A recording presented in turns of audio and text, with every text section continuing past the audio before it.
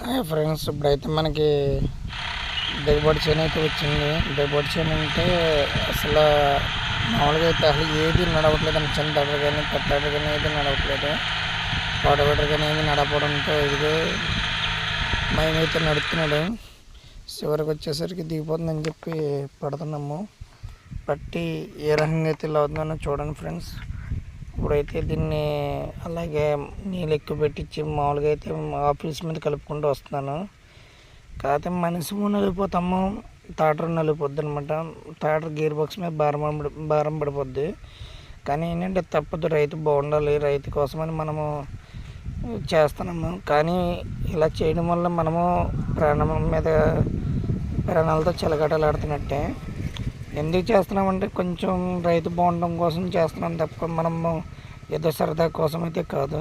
Please like and subscribe, bell icon ఆన్లో పెట్టుకోండి.